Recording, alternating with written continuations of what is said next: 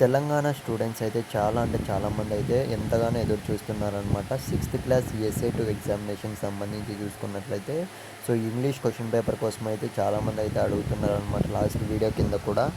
Guys నేనైతే video స్టార్టింగ్‌లోనే అడుగుతున్నా. మీరు సిక్స్త్ క్లాస్ స్టూడెంట్స్‌కి అయితే నేను సపోర్ట్ చేస్తున్నా.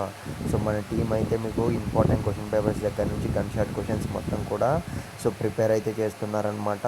నేనైతే మిమ్మల్ని ఒక్కటే అడుగుతున్నా. మీరు ఇంకా ఏ క్వెషన్ పేపర్ అనేది కష్టంగా ఫీల్ అవుతున్నారో ఖచ్చితంగా కింద కామెంట్ బాక్స్లో అయితే పెట్టడానికి అయితే ట్రై చేయండి. మీరు మొత్తం కూడా డీటెయిల్స్ అనేటివి పెట్టనక్కర్లేదు.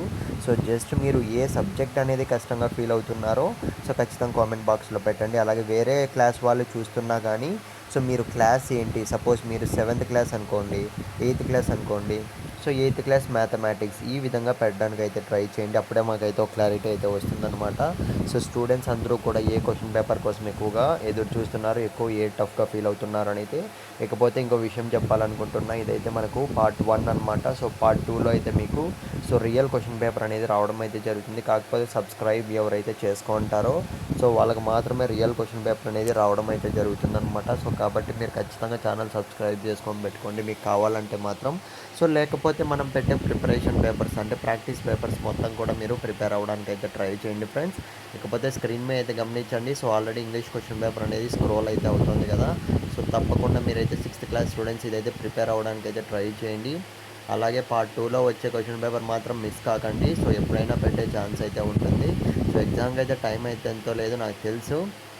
అలాగే మీరు నెక్స్ట్ పేపర్స్ కూడా ఏం కావాలి అన్న దానిపైన అయితే ఖచ్చితంగా కామెంట్ బాక్స్లో పెట్టడానికి అయితే ట్రై చేయండి ఫ్రెండ్స్. ఇకపోతే స్క్రీన్ మీద గమనించండి. క్వశ్చన్ పేపర్ అనేది మీకు స్లోగానే స్క్రోలింగ్ అయితే పెట్టాం కదా.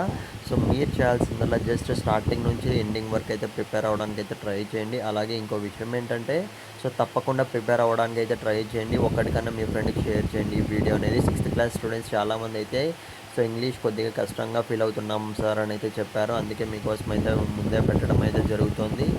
టైం అనేది చాలా అంటే చాలా తక్కువగానే ఉంది. కాకపోతే మీరు ప్రిపేర్ అవ్వడానికి అయితే ట్రై చేయండి.